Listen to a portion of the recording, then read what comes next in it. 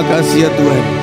Kaulah kekuatan dalam hidup kami di hari-hari yang cukup sulit, tetapi kami percaya bahwa penyertaan Tuhan Immanuel sampai kepada akhir zaman. Dan kami tahu ini adalah bagian ujung daripada akhir zaman itu. Jadikan kami menjadi pelaku-pelaku firman Tuhan yang setia, sehingga membuat hidup kami penuh dengan segala mujizat Tuhan. Terima kasih, kami siap untuk diberkati. Bicaralah ya Roh Kudus, supaya apa yang hamba sampaikan sesuai dengan keinginan Tuhan saja. Roh Kudus bekerja sampai kepada akhirnya, bahkan sampai akhir daripada ibadah ini diberkati oleh Tuhan. Segala roh jahat akan mengganggu dalam bentuk apapun, melalui siapapun, sekitaran kami tetap ada dalam perlindungan Tuhan. Shekinah glory Tuhan turun ke atas setiap kami, dan kami tidak datang dengan sia-sia, tetapi kami pulang boleh membawa berkat-berkat-Nya. Demi nama Yesus kami siap untuk diberkati oleh Tuhan. Yang percaya berkata amin. Tepuk tangan buat Tuhan kita. Haleluya, silakan duduk. Shalom. Puji Tuhan, dalam bulan ini kita sedang berbicara mengenai hidup di dalam firman Tuhan. Nah saudara, kita sadari bahwa manual book daripada kehidupan orang percaya adalah firman Tuhan saja. Amin. Jadi saudara, setiap orang beragama sadar siapa Tuhannya. Tuhan kita siapa saudara? Tuhan Yesus Kristus. Kemudian dia tahu kitabnya. Kitab kita apa saudara? Alkitab. Alkitab kalau zaman sekarang. Terus kemudian dia tahu tempat ibadahnya. Dan kita boleh ada di tempat ini. Nah, kita akan belajar bersama-sama. Sesungguhnya manual book kita adalah firman Tuhan. Dan seluruh hal-hal yang berhubungan dengan barang ada di dalam manual book itu saudara. Baik cara penggunaan dan menjalankannya sampai kepada masalah-masalah yang mungkin akan dihadapi. Dan larangan-larangan yang berhubungan dengan penggunaan gadget atau elektronik saudara. Dan kemudian saran-saran keamanan. Demikian pula dengan firman Tuhan. Sebelum menghidupi kehidupan sebagai pengikut Kristus yang sejati, wajiblah membaca firman Tuhan. Ada banyak orang yang cukup faham, dia baca langsung hafal saudara. Anak-anak kita iklan cuma berapa detik, berapa menit, mereka mudah hafal. Tetapi oma opa sampai Cinta Fitri misalnya, itu harus berepisode-episode sampai dia kenal betul untuk itu saudara. Tetapi saya percaya bahwa sesungguhnya membaca firman Tuhan, intinya kau tidak bisa menghafal ayat per ayat di mana tempatnya, esensi dasarnya kita mengetahui itu. Oma opa orang tua kalau menasihati anak kita, tentunya haruslah dengan dasar firman Tuhan. Oma tahu itu nasihat dari mana? Gak tahu, pokoknya Alkitab bilang udah begitu saja. Kamu turut sajalah. Kamu jadi anak yang baik. Kau akan pasti dicintai Tuhan, akan diberkati oleh Tuhan. Saudara, agar seluruh perjalanan hidup kita dan berbagai problem di dalam kehidupan kita bisa diatasi sesuai isi Alkitab. Saudara, apapun pertimbangan dan keputusan usaha bisnis kita atau rumah tangga kita, mendidik anak-anak kita, harus dasarnya adalah kebenaran firman Tuhan. Setuju? Jangan dasar yang lain saudara. Pak, lumayan cukup banyak etika moral yang kita dapat. Para motivator sudah kasih itu. Tetapi impartasinya beda saudara. Tetapi kalau firman Tuhan itu, firman Tuhan adalah buku sakti, buku tua yang tidak pernah berubah dari dulu sampai sekarang. Terjemahan boleh berubah, tetapi isinya tidak pernah berubah. Dan oleh sebab itu, secara real time kita baca satu ayat yang sama di hari yang berbeda, itu memiliki rema yang berbeda. Artinya apa? Alkitab itu adalah sebuah kehidupan. Saudara, di dalam Alkitab itu cukup menjawab berbagai kebutuhan. Searching di Alkitab, ada Android, ada iOS saudara. Semua dan kalimat, kata dan kalimat kita bisa temukan di situ. Kita bisa menemukan ayat-ayat sesuai dengan temanya. Kita mencari tentang kasih, ada sukacita, damai sejahtera. Sampai kepada penguasaan diri, tentang Tuhan, tentang setan, surga, neraka, semua bisa ditemukan di dalam Alkitab. Amin. Oleh sebab itu kenapa kita mesti membaca yang lain?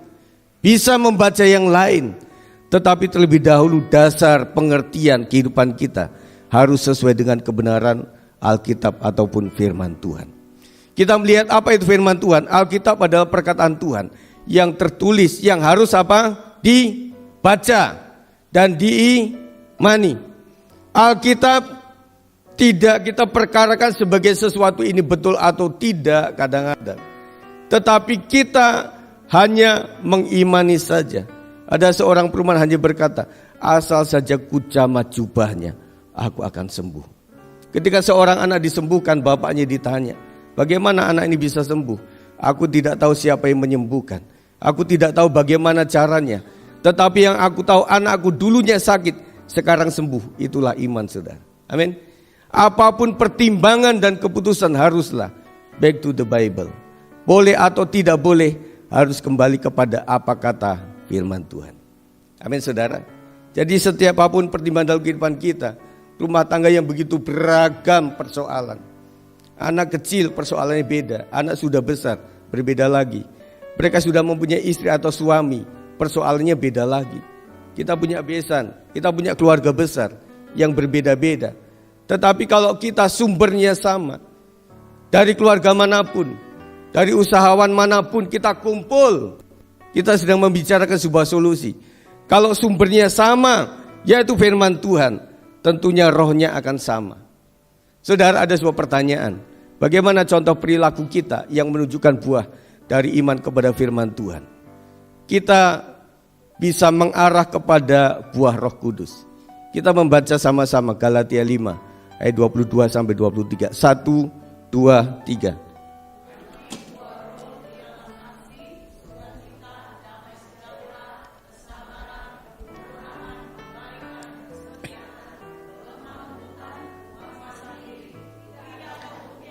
Tidak ada hukum yang menentang hal-hal ini, saudara.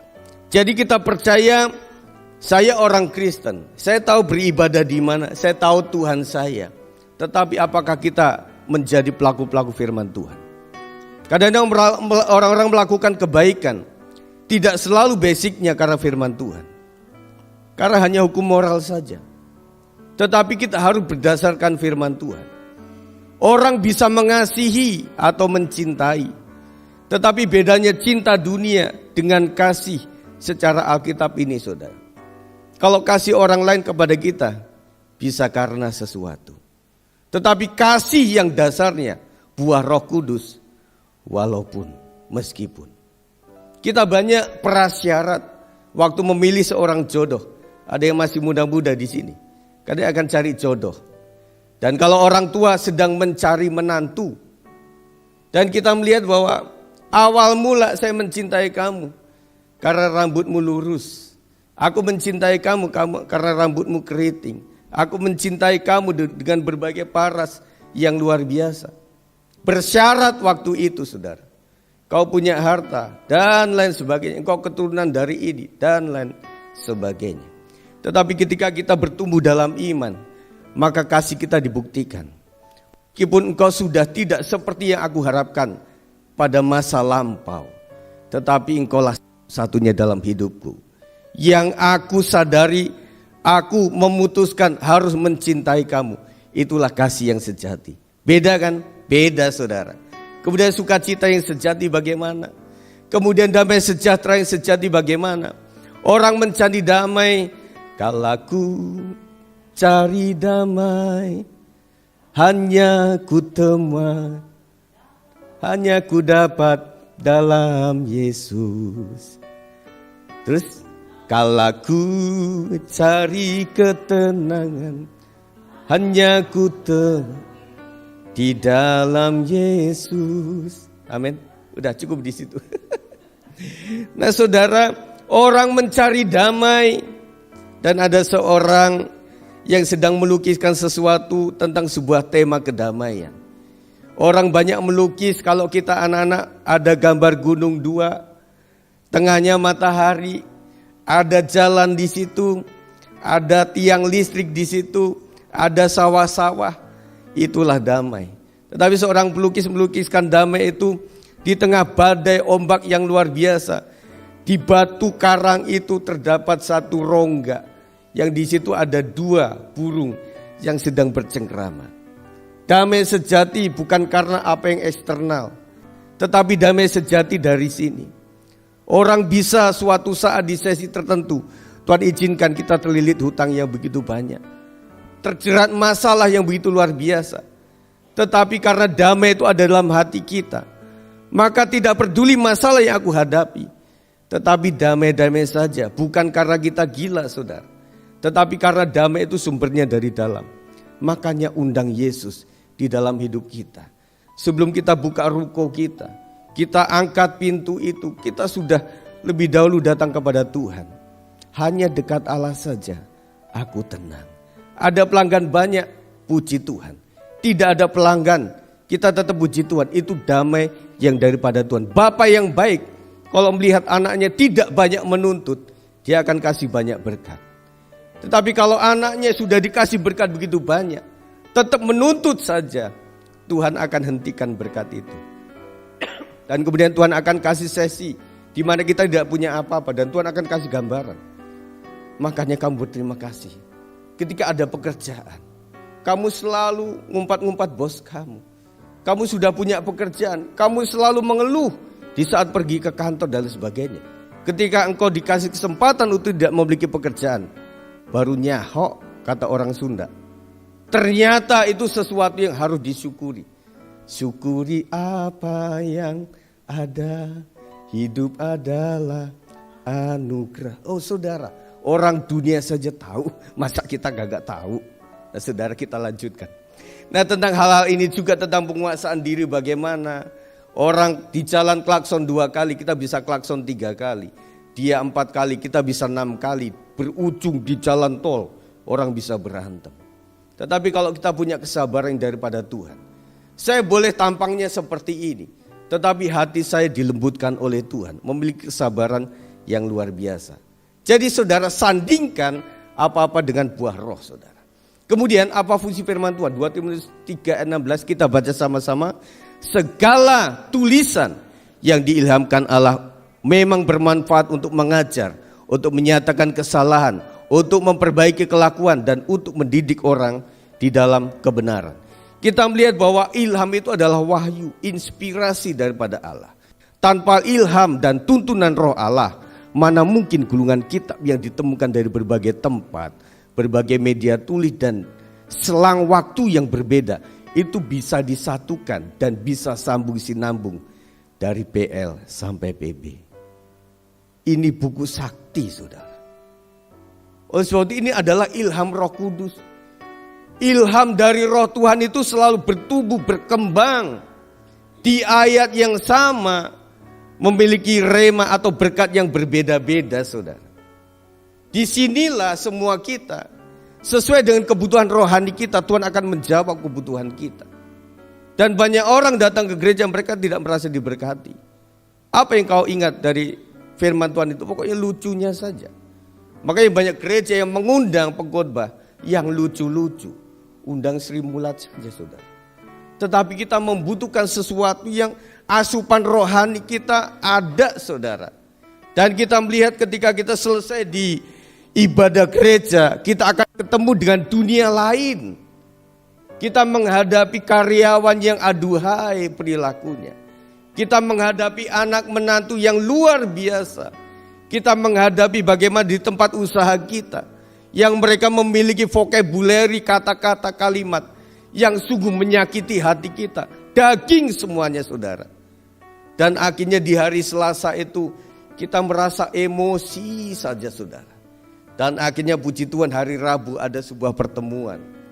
Mau Zoom meeting atau melalui doa-doa setempat, ada disegarkan kembali. Kemudian ketemu dengan dunia seperti itu lagi, membuat daging kita naik lagi. Orang bilang, lu jual gua beli, aduh Tuhan ampuni saya. Nah akhirnya pada hari Jumat kita ketemu lagi dalam sebuah ibadah, kita disegarkan kembali.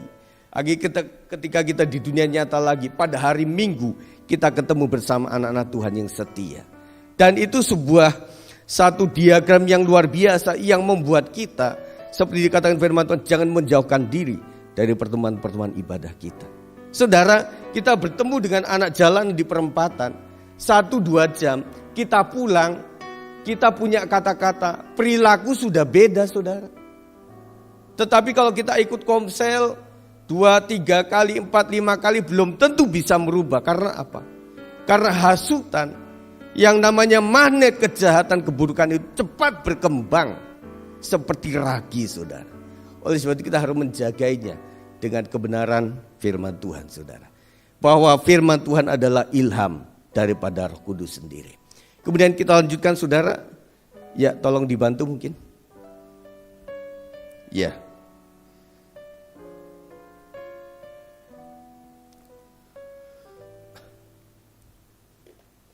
Baik ya, ikut secara manual saja di situ.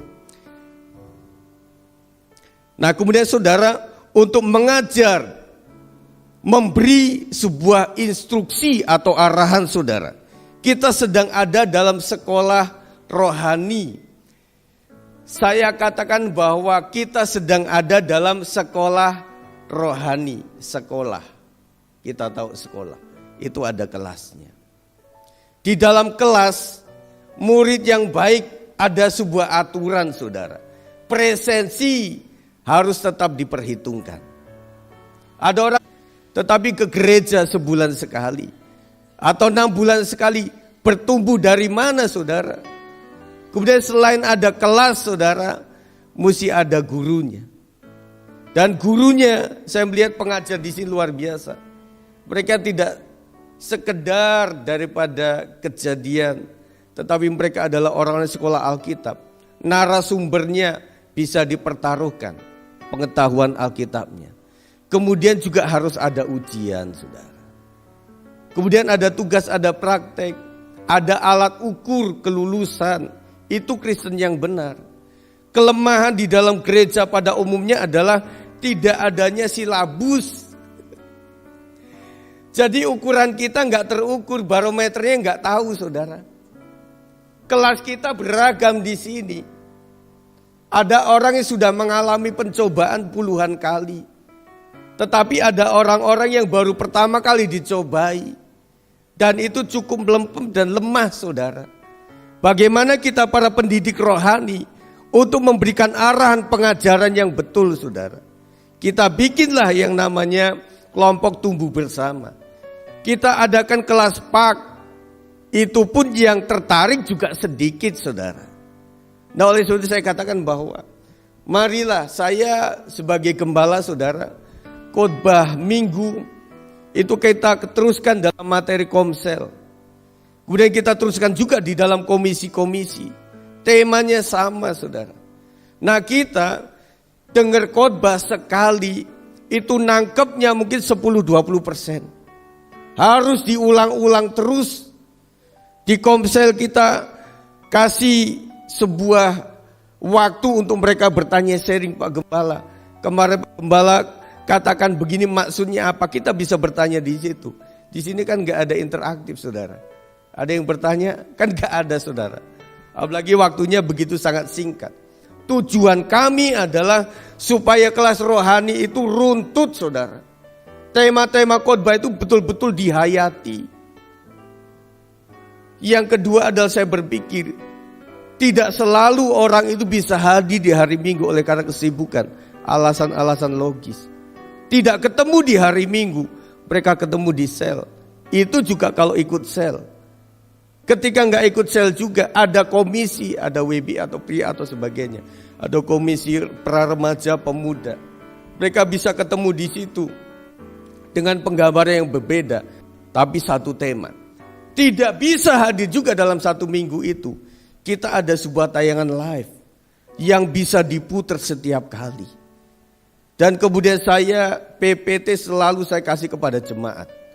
Kalau mereka tadi nggak ngerti-ngerti saudara. Dan pada saat khotbah dinyatakan, aduh pengen pipis, kebelet pipis, mereka keluar, mereka kehilangan kesempatan itu. Tetapi dengan dengan uploadan itu dia bisa mengikuti tayang ulang. Mereka dapatkan firman yang sama. Sehingga membuat apa? Besok minggunya kita bisa lanjutkan dengan tema selanjutnya, saudara. Sebelum itu, ketika saya berkhotbah, aduh si ibu itu minggu kemarin gak hadir. Saya ngulang khotbah yang kemarin sedikit-sedikit. Supaya apa? Saya ngomong lanjutan itu gak bengong. Gak ada istilah gak ngerti. Itu tujuan gembala sampai segitu amat, saudara. Kemudian kita lanjutkan, saudara. Menyatakan kesalahan atau kerusakan. Memberikan saran. Firman itu memberikan saran kepada setiap kita tentang jalan kehidupan yang harus kita tempuh. Dengan mengekspos untuk menemukan kesalahan. Kadang-kadang orang itu berpikir, Pak Gembala, ada titipan ya, Pak Pendeta, ada titipan ya dari jemaat lain. Bapak khotbah kok nyinggung-nyinggung saya. Kami tidak pernah memiliki hati yang seperti itu. Kami sesuai dengan Roh Kudus saja bicara. Tetapi kadang-kadang orang merasa tersinggung, Pak, kalau khotbah yang jangan gitu-gitu. Kenapa? Betulan pengkhotbah melihat di sosok yang itu terus, aduh saudara, rasanya Pak Gembala tahu kelemahan saya atau pendeta tahu kelemahan saya. Tidak, saudara. Tetapi kadang-kadang kita mesti diarahkan seperti itu. Kemudian menegur dengan keras. Ada seorang jemaat, Pak, bisa enggak ya? Kalau kita di khotbah itu kita jangan diajarin kayak anak TK. Kita kan sudah gede-gede. Nah, bahwa firman Tuhan itu memang tujuannya adalah mengarahkan kepada jalan yang benar. Meminta pertanggungjawaban atas apa yang kita tahu, saudara. Ada pemakluman, ada pengampunan hanya kepada orang yang belum tahu.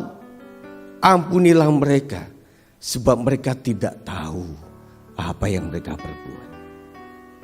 Kalau kita sudah dikasih firman, kita sudah tahu, kita sudah disaksikan oleh Roh Tuhan. Anda sudah tahu dan gak melakukan, Anda berdosa. Makanya pengajar lebih berat dihakimi. Kenapa? Karena mereka banyak tahu, saudara.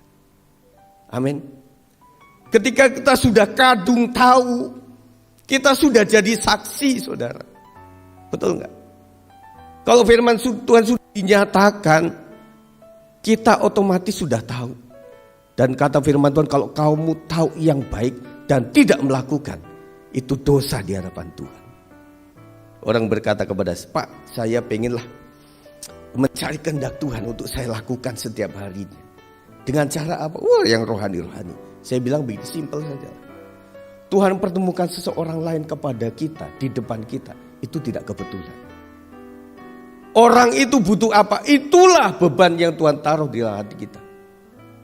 Makanya saudara sekalian, kalau kita sedang makan di rumah makan dan kita putuskan untuk doa sama-sama, perilaku kita sedang dihakimi. Para pengamen yang ada di sisi sana melihat kita. Kelompok itu pasti dari gereja. Karena apa?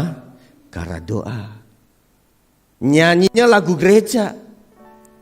Tetapi ketika kita meminta teh kepada pelayan, Mak, tolong cepetan dong, ini udah gimana sih melayaninya? Kristen kita langsung habis, saudara. Saya sampai katakan begini, kalau kita di dalam kelompok ada perilaku seperti itu, mending gak usah doa, saya bilang. Daripada kita mempermalukan nama Tuhan. Serius, saudara. Kadang kita satu sisi kita begitu rohani, tetapi sisi lain kita rohana. Membuat perkataan kita tidak menunjukkan itu. Dan saya melihat orang lain itu tidak kecewa kepada yang beragama lain. Kebanyakan teman seiman. Itu, saudara.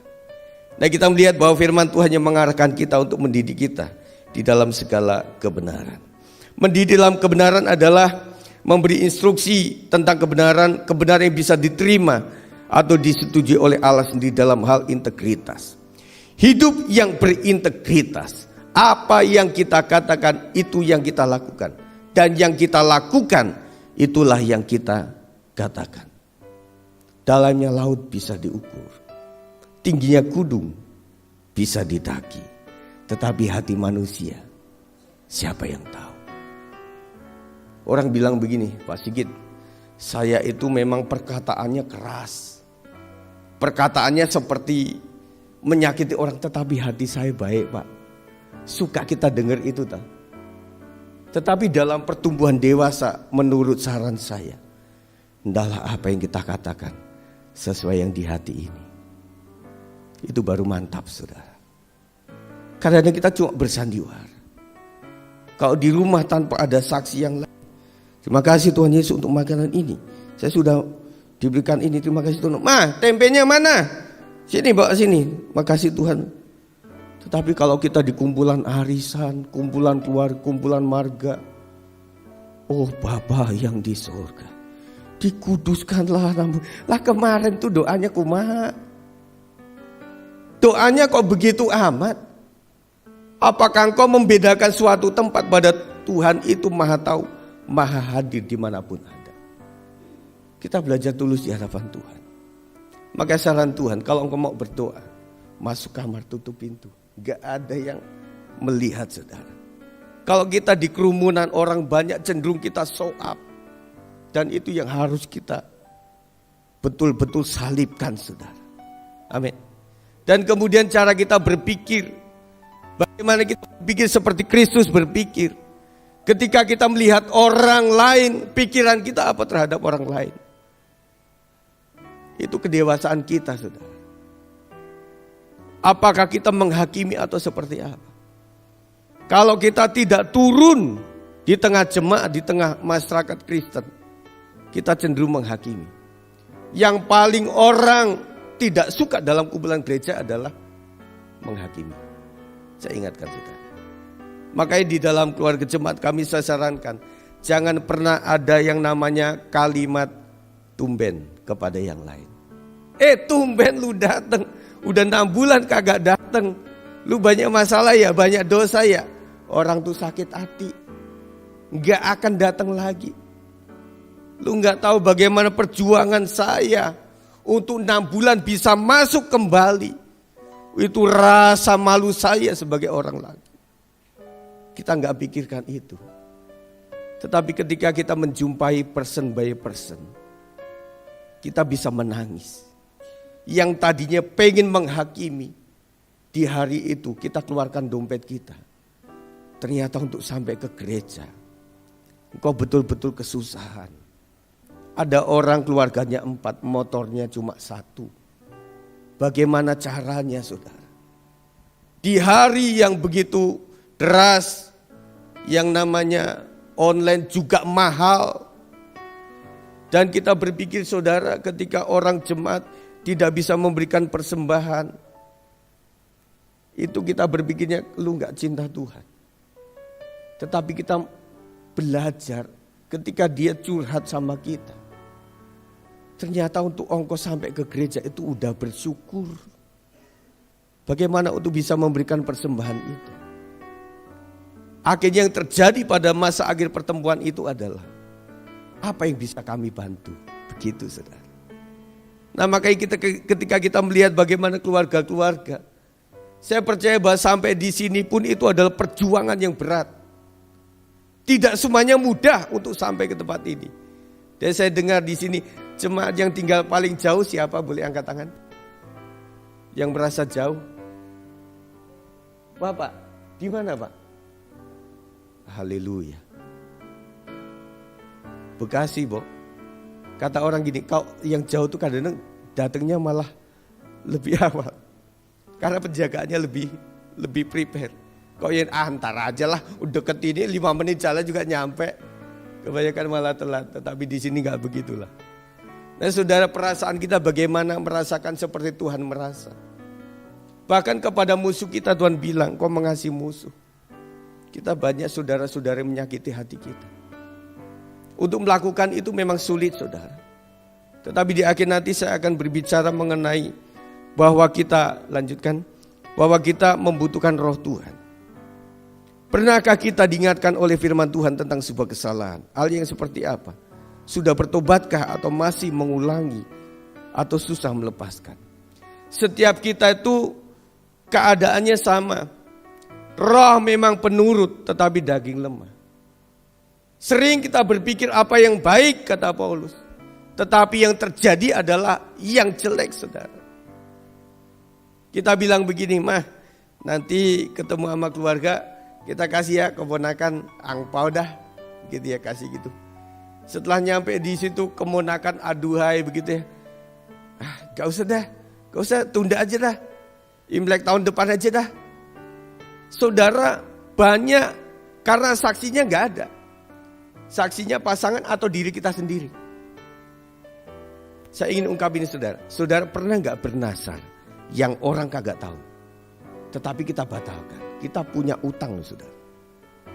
Kita bisa di gereja gitu, aduh minggu depan deh saya mau kasih bunga dah.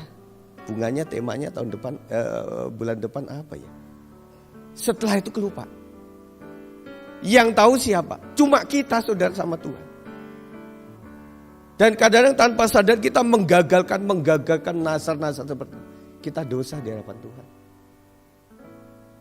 Karena itu termasuk utang saudara. Yang tahu siapa? Cuma kita saudara.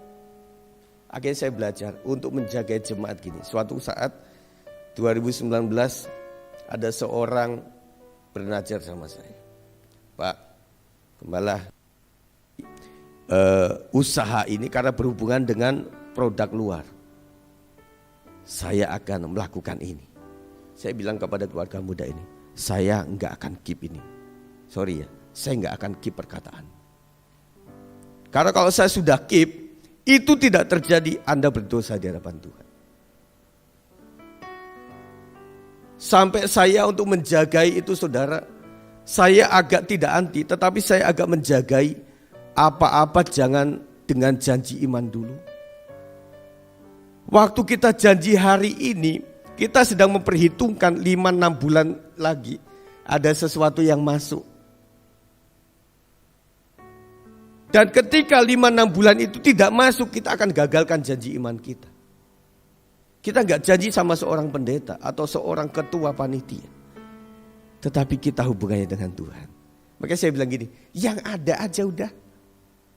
5.000 Pak Gembala, enggak apa-apa, tapi enggak hutang. Langsung saja. Gampang dah, minggu depan deh saya kasih. Minggu depan hujan deres. Tolnya ketutup semuanya, enggak bisa datang. Prinsipnya, hukumnya janji adalah janji. Dan kita mudah saja, iya kan banjir, saya enggak bisa kasih itu. Panitia dalam hati, kan bisa transfer. Iya toh? Tetapi kagak juga saudara. Yang terjadi juga bisa lupa dan lain sebagainya. Makanya saya bilang begini, yang ada 10.000 kasih 10.000, nggak usah janji-janji lagi. Kalau minggu depan ada lagi, ya udah waktu minggu depan adanya berapa kasih aja. Kita nggak dosa sama Tuhan. Nah saudara, makanya kita membutuhkan kekuatan Tuhan.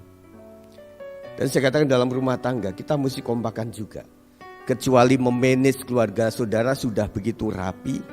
Jadi ada kepemilikan seorang ibu dan bapak, silakan saja. Mih, kalau kamu sumbang gereja silakan saja, meskipun gak ngomong ke suami. Tetapi ada beberapa keluarga yang punya aturan. Pih, boleh gak kita sumbang ini? Nanti aja deh Mi. Jangan keburu ngomong sama panitia atau gembala. Tiba-tiba keluarga menghasilkan sebuah keputusan. Kita jangan bantu dulu, kita udah dosa sama Tuhan duluan. Makanya kompakan dulu sama bapak-bapak. Nah pertanyaannya, iman seorang suami sama istri bisa beda. Kita bangun usaha di Grogol, enggak di Tangerang. Itu sudah doanya bingung malaikatnya. Istrinya Tangerang, suaminya Grogol. Tangerang, Grogol, Tangerang, Grogol. Malaikatnya pusing itu. Ini mana yang mesti direstui? Satukan iman. Makanya KKM, tahu KKM-nya? Yang punya anak sekolah tahu? 2-3 orang berkumpul dalam namaku. Karena menyatukan 2 aja sulit. Sulit. Natal ini seragamnya, wadah, udah dah. Meskipun deket Tanah Abang nih, kalau kami di Depok, Gempor, Tanah Abang. belum sandal jepit putus. Menyatukan itu sudah sulit kan. Makanya 2-3 orang berkumpul itu kalau kamu satu hati, kau akan mencapai mujizat Tuhan yang luar biasa. Inti dari kebenaran ini adalah apapun untuk Tuhan, apapun untuk kerohanian kita, kita membutuhkan Roh Kudus yang memberikan kekuatan. Dan kita punya kata-kata, memiliki karisma. Kalau kita libatkan Tuhan. Kita mendidik anak begitu sulit. Kita A sampai C, anak A sampai H ngomongnya. Kita hanya membutuhkan kuasa Tuhan. Tuhan jamah perkataan mulutku ini. Dan kita membutuhkan itu saudara. Kita lanjutkan lagi saudara ya. Baik. Mazmur 119 ayat yang ke-105 saudara. Kita akan baca sama-sama 1, 2, 3.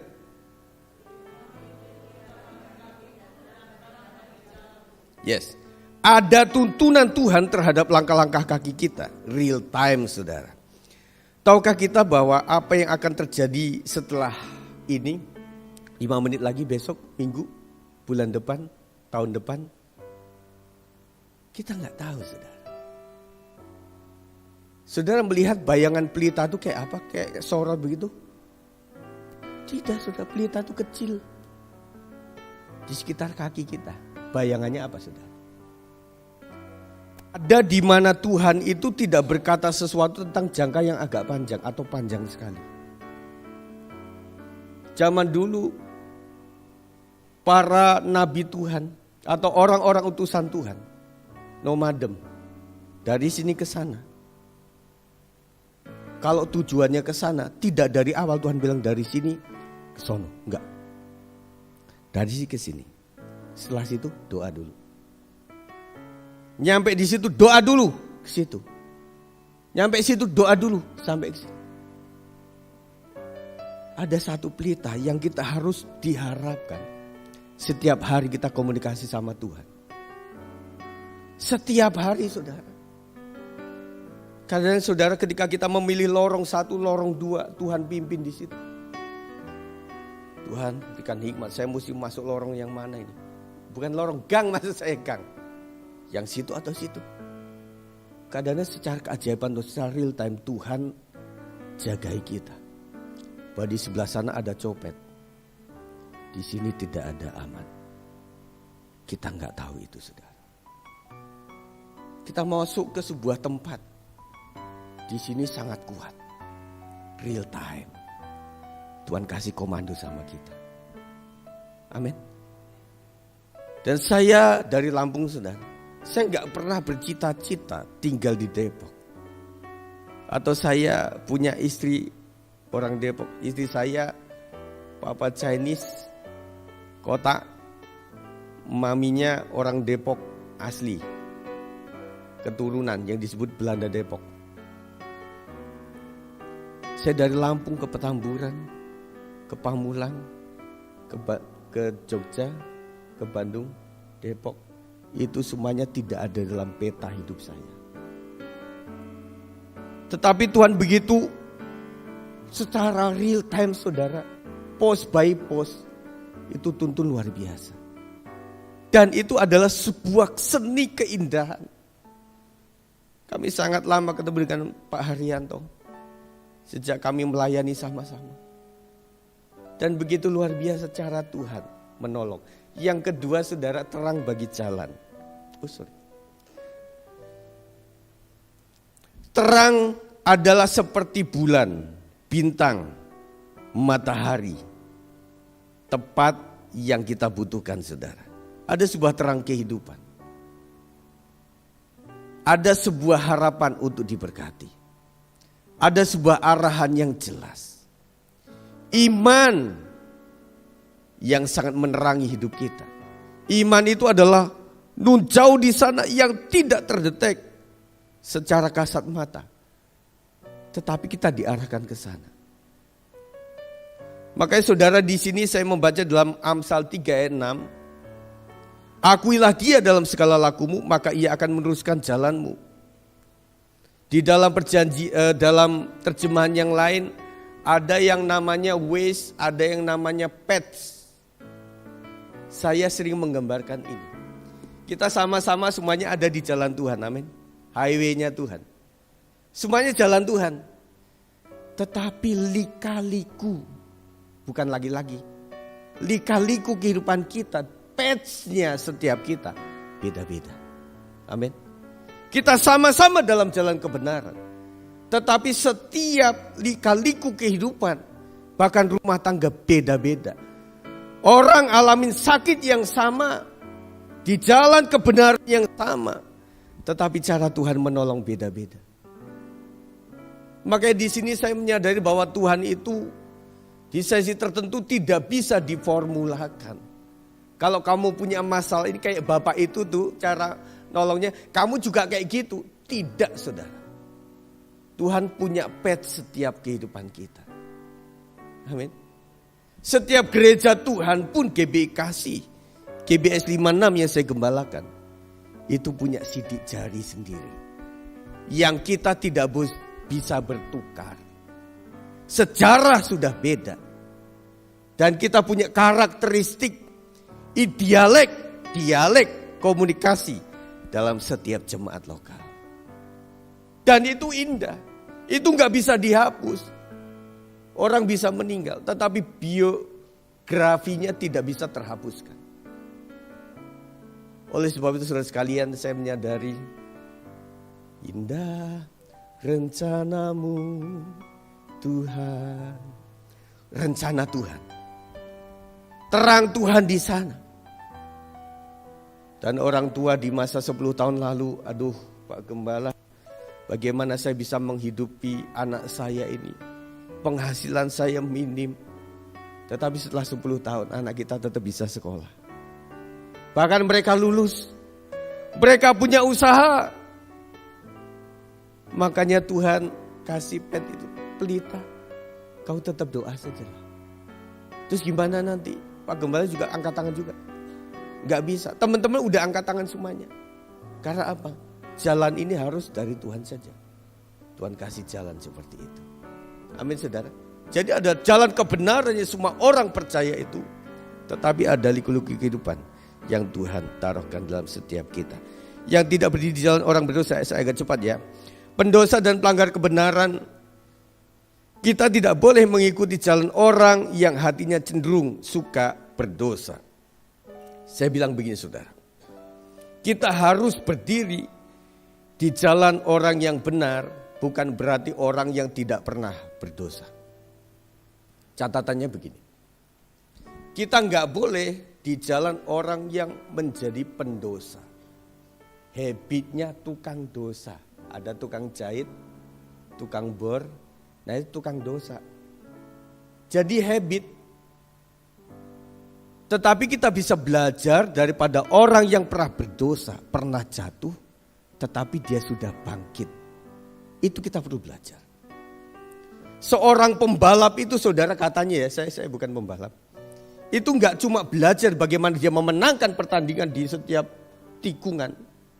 Tetapi mereka juga diajari bagaimana jatuh dengan baik. Saudara ajarin anak motor, pernah enggak belajar untuk jatuh dengan baik? Enggak ada. Tetapi mereka belajar. Makanya tanpa eksiden yang sangat spesial, para pembalap itu ketika jatuh jarang mati. Betul enggak? Meskipun terpelanting itu kok indah itu pelantingannya. Apalagi diperlambat gitu ya. Kok mereka punya cara ya? Saudara, kita itu bisa belajar daripada orang-orang yang pernah gagal. Dan kita pengen membaca buku daripada biografi seorang yang sukses. Kita nggak cuma belajar sekarang dudukan dia sudah sukses. Tetapi ketika dia ada di sebuah tempat dia kasih koran di situ, kemudian dia tiduran di depan toko waktu puluhan tahun yang lalu. Bagaimana dia jual asongan, bagaimana dia menjadi pedagang kaki lima sampai dia memiliki usaha, puluhan usaha sampai sukses. Yang kita pelajari adalah ketika dia terhempas di titik terendah, apa yang dia lakukan. Amin saudara. Kalau kita punya kendaraan yang cukup tua, kita akan penasaran tidak bisa tidur ketika mobil mati kemudian bisa hidup kembali. Kita akan kepikiran tadi persoalannya apa. Kita pengen belajar. Tetapi kalau mobil itu mogok kemudian kita tahu bahwa itu akinya, udah kita bisa tidur. Ganti aki sudah selesai. Cas aki selesai. Kehidupan kita juga seperti itu, saudara. Oleh sebab itu kejatuhan teman-teman kita bukanlah selalu sebagai aib.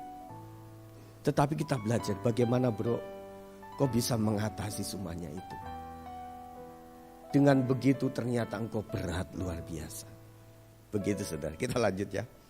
Baik, dan yang tidak duduk dalam kumpulan pencemooh, dosa lidah, bicara dengan arogan, suka mengejek, orang yang suka gosip atau gibah zaman sekarang ini dengan perkataan sia-sia. Orang yang suka gosip, saudara, Matius 12 ayat 36 mengatakan lanjut. Tetapi aku berkata kepadamu, ini penting, setiap kata sia-sia yang diucapkan orang harus dipertanggungjawabkannya pada hari penghakiman.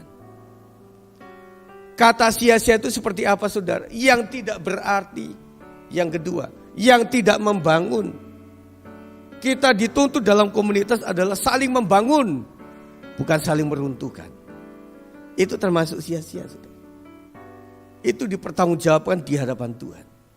Oleh sebab itu, saudara, kita tidak boleh kumpul dengan orang-orang yang seperti ini.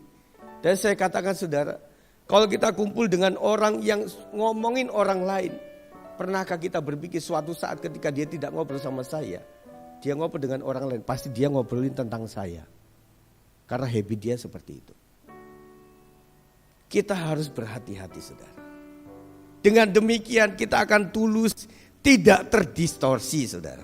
Saya bilang begini, ada sebuah cerita, ada seorang yang bertandang ke rumah saudara yang baru.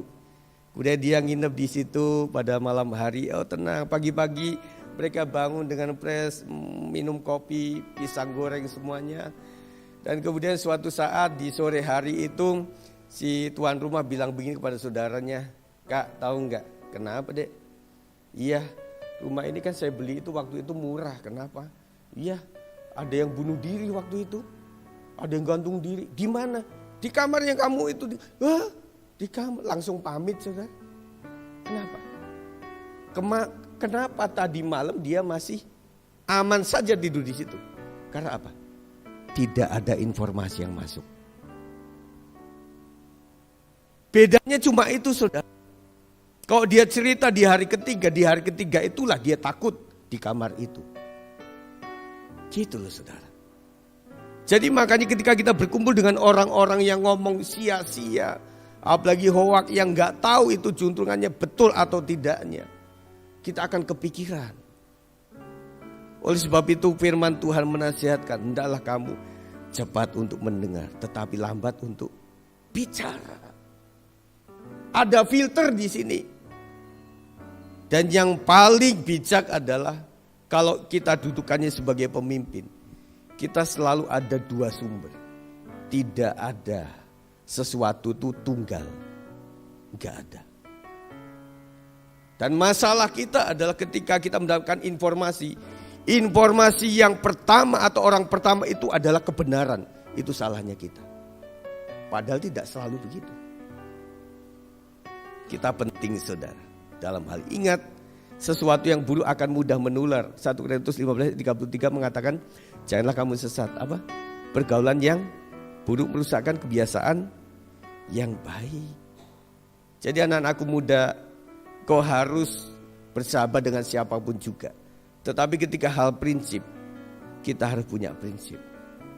Kalau kita cuma ngeblur bisa, ya di dalam pekerjaan kadang-kadang kita nggak bisa. Tetapi kalau kita nyebur, mungkin no, saya nggak mau. Tetapi kalau ngeblur bisa dalam artian kita satu tim kerja. Tetapi untuk hal seperti itu tidaklah. Saya anak Tuhan, ya maaf gitu. Berkat menjadi pendengar dan pelaku firman Tuhan. Tetapi yang sukanya ialah Taurat Tuhan. Dan yang merenungkan Taurat itu siang dan malam. Ia seperti pohon yang ditanam di aliran air, yang menghasilkan buahnya pada musimnya. Dan yang tidak layu daunnya, apa saja yang diperbuatnya berhasil. Indah di kalimat ini, apa saja yang diperbuatnya berhasil. Tetapi prasyaratnya harus renungkan firman Tuhan siang dan malam. Musik siapkan. Jadi saudara sekalian, firman Tuhan katakan di dalam masa-masa perjanjian lama itu ada kebiasaan orang zaman dulu adalah mengharapkan setiap anak itu baca Taurat. Betul saudara. Jadi mereka sampai usia tertentu baru berhak menjadi seorang pengajar, termasuk Yesus mengikuti itu. Mereka seperti sekolah untuk mengerti tentang agama. Seperti seorang pastor mengatakan, serahkan anakmu di masa dini. Setelah itu saya lepaskan anakmu dimanapun, nanti akan kembali. Merenungkan firman Tuhan saudara siang dan malam itu penting saudara. Supaya kita bisa menghidupi firman Tuhan. Kayak memamah biak dari seekor binatang, kita enggak samakan dengan binatang, tapi arti memamah biak itu adalah mengunyah, merenungkan. Kenapa di kitab Mazmur terutama ada Selah? Untuk kita merenungkan, firman-Mu adalah pelita bagi kakiku. Hasil daripada perenungan saya muncullah materi khotbah ini. Pelita terang, pelita kaki, terang jalan. Apa maksudnya ini? Oh iya ya, pelita itu bukan sorot yang sangat panjang, tetapi hanya di sekitaran kaki. Kalau orang pernah hidup di kampung akan bisa menyerapi, menghayati ini. Ketika kita berjalan di sawah itu saudara, senter atau oncor itu cuma sekitar sini saja. Yang namanya jalan sana belum ketahuan, tetapi kita ngikutin terus itu. Saya pikir langsung ternyata belok ya. Dan ada juga jalan yang Tuhan arahkan kepada kita, engkau akan di sana nak. Dan kita ngikuti jalan itu. Saudara, ada sebuah lagu yang pada tahun 2001, masa-masa awal setelah masa Covid itu saudara, saya sedang berbicara dalam hati saya kepada Tuhan. Tuhan, ini jangan sampai jemaat ini menilai Tuhan dengan cara yang lain.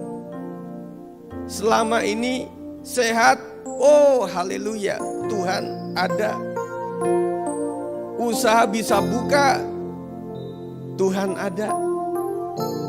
Gak ada masalah, Tuhan ada. Ini masalah Covid, kagak bisa usaha, kemana-mana pakai masker, kemana-mana dilarang, bahan makanan cukup sulit untuk mengembangkan usaha, tidak bisa, joint venture dan usaha MOU semuanya batal. Jangan sampai setiap jemaat mengatakan kagak ada Tuhan lagi. Oke, muncul ini saudara. Kita belajar ya, semoga singer sudah belajar ini.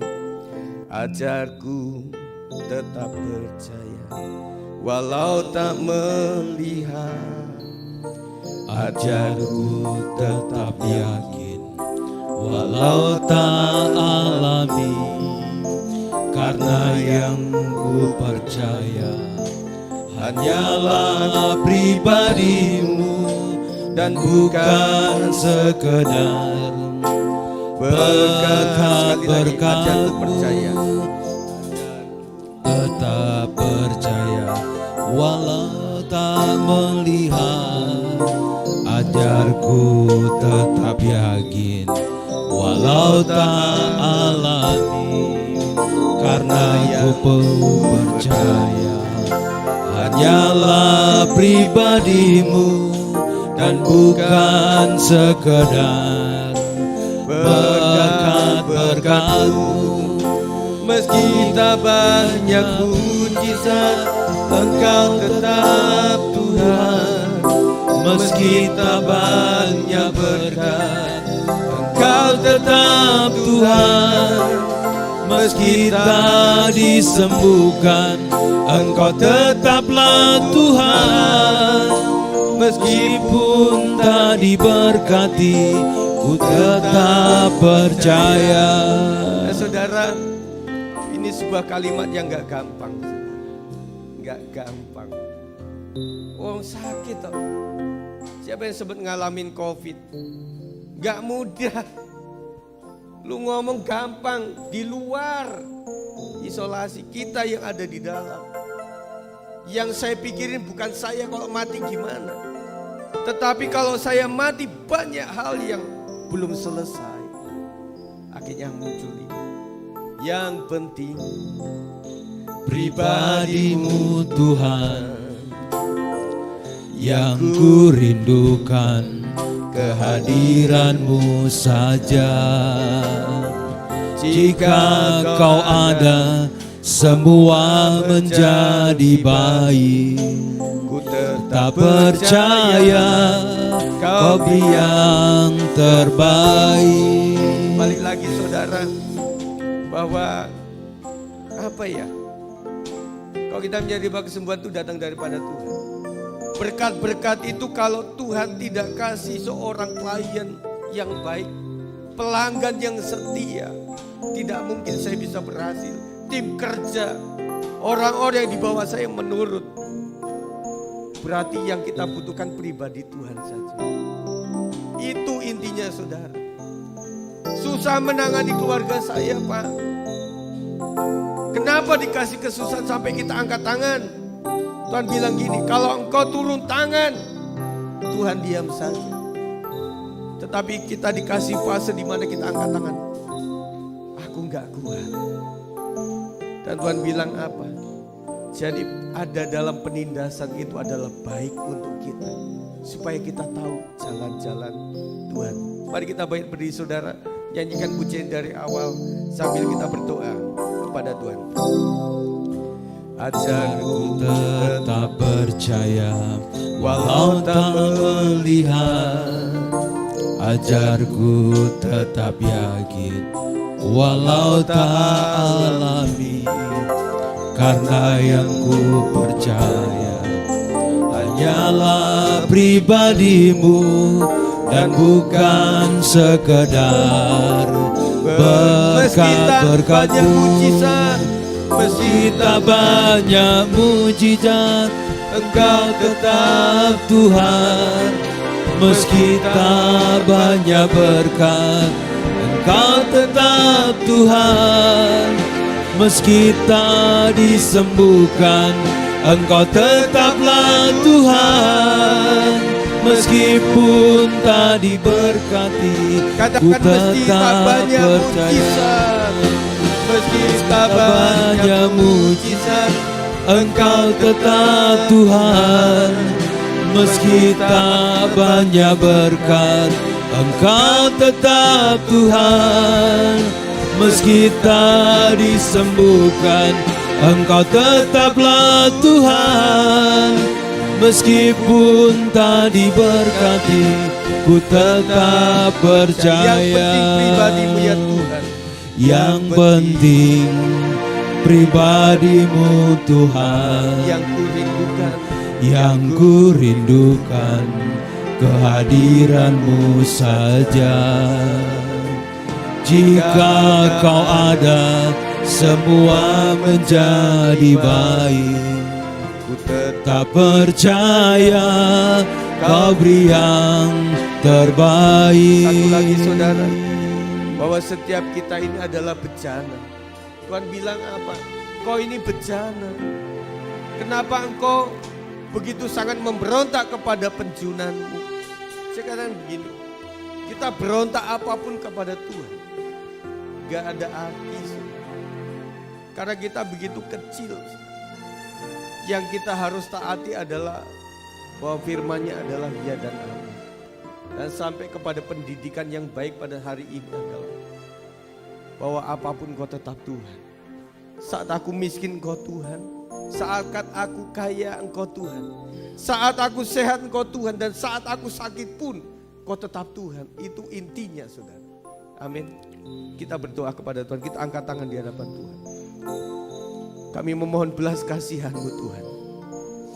Jikalau selama ini kami menjadikan Tuhan sebagai hanya penolong saja, tidak lebih daripada seorang dukun yang kami butuh saja datang kepada Tuhan. Tetapi hari ini kami menyadari Tuhan, apapun sikap kami, Kau tetaplah Tuhan. Dan Tuhan yang berperkara atas setiap umatnya. Daripada kami memberontak, mendingan kami tetap menuruti segala apa yang Kau perintahkan Tuhan. Terima kasih untuk firman Tuhan pada saat pagi ini. Kiranya berkat Tuhan untuk semua jemaat Tuhan. Apapun yang mereka alami Tuhan tahu. Kami bukanlah hakim untuk sesama kami. Tetapi kami sama-sama memohon. Baik hamba-Mu di tempat ini sebagai gembala, sebagai utusan Tuhan, sebagai pelayan Tuhan yang ada di tempat ini pun kami sama-sama berjuang untuk tetap mempertahankan iman untuk sampai kelak masuk surga yang kekal. Kami sama-sama berjuang. Dan biarlah berkat Tuhan untuk kita sekalian. Kiranya firman Tuhan ini sejauh mana Engkau mengerti. Libatkan roh Tuhan untuk menuntun hidup kita. Hari ke hari. Bahkan saya menyadari setiap menit pun saya berkata, Tuhan tolong saya. Apa yang harus saya katakan Tuhan? Apakah saya angkat telepon ini atau tidak ya Tuhan? Apakah saya jadi pergi atau tidak Tuhan? Apakah saya lebih ini atau kemana Tuhan? Bahkan setiap saat, setiap waktu kita membutuhkan komunikasi yang baik kepada Tuhan. Supaya Tuhan menuntun jalan hidup kita. Terima kasih ya Tuhan. Terima kasih. Kiranya berkat untuk semua jemaat Tuhan. Diberkatilah jemaat GBI Kasih hari dan seterusnya sampai Tuhan datang. Kiranya berkat untuk kita sekalian. Dan bagi yang diberkati dan percaya kepada kebenaran firman Tuhan, mari katakan amin. Puji tepuk tangan buat Tuhan kita. Shalom. Saya serahkan kembali.